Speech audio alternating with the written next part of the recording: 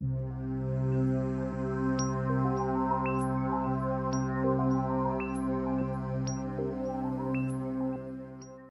kanalıma hoş geldiniz. Bugün sizlere verilerinizin pozitif ve negatif değerlerini grafiksel olarak nasıl gösterebileceğinizi öğretmeye çalışacağım. Ben hazırlamış olduğum bu örnek çalışmada günlük üretim değerlerinin birbirleri arasındaki farkı bu grafik yöntemiyle göstermeye çalıştım. Şimdi nasıl çalıştığına bir bakalım. Bunun için formüllere geliyorum ve şimdi hesapla diyorum.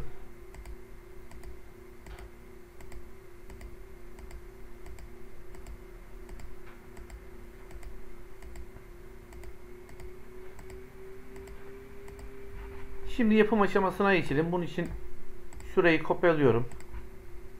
Ve sayfa 2'de şuraya özel yapıştır değerleri, özel yapıştır biçimleri diyorum. Başlangıç olarak şuraya fark yazalım. Günlük üretim değerleri arasındaki farkı bulalım. Şunu şu şekilde yapalım. İlk satırımıza bir şey yapmıyoruz. İkinci satıra geliyoruz. Shift eşittir. Şu eksi şu diyorum. Yani bir gün öncesiyle çıkarıyorum. Ve bunu aşağı doğru çektiriyorum. Ama bu sefer şöyle yapalım. Bir aylık değerleri alalım. Şuradan aşağısını sileyim. Ben daha uzun bir dönemi almıştım çünkü örnek çalışmamda. Farkı seçiyorum. Ekle. Şuradan alan grafiğini bulacağım. Yani şunu. Şunu biraz büyütüyorum. Görünüme geliyorum. Kılavuz çizgilerini kaldıracağım. Şunu da hazır yapmışken başlayalım. Biçimden dolgusu olmasın. Ana hattı olmasın. Buradan da grafik başlığını kaldırayım. Bunlar şimdilik kalsın. Daha sonra bunları da organize edeceğiz. Grafiğime çift tıklıyorum. Buradan dolguya geleceğim. Dolguda gradyan dolguyu seçeceğim. Şu şekilde.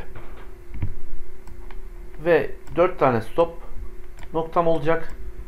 En baştakini koyu yeşil yapıyorum. Şöyle. Artı kısmı, pozitif kısmı.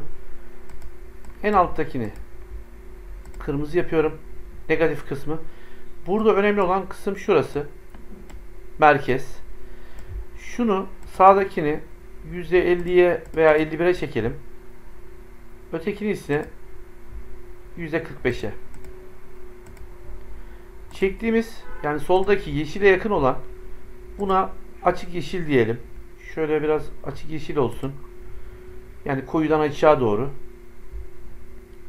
Buna da sağdakine de kırmızıya yakın olana da kırmızı diyelim yine.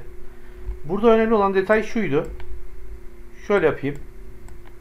Buradan nasıl baktığınıza bağlı. Eğer negatiften pozitife doğru bakıyorsanız bu şekilde olabilir. Yani şurada yeşile dönmeye başlayabilir.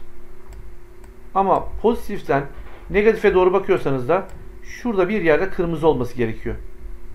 Yani demin yaptığımız gibi şunu %45'e çekmek, şunu da %50 ver veya 51'e.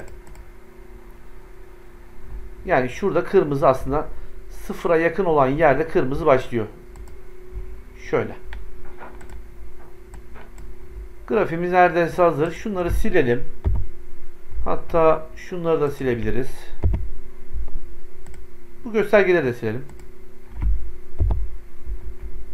Buradan Shift eşittir. Rastgele arada 1'den 100'e kadar diyorum. Parantezi kapatıyorum. Enter aşağı doğru çektiriyorum. Formüller şimdi hesapla.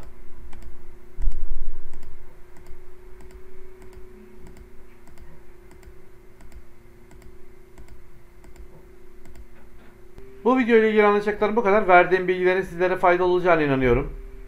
Kanalıma abone olup bildirimleri açmanız halinde bundan sonrasında yayınlayacağım faydalı paylaşımlardan haberdar olabilirsiniz.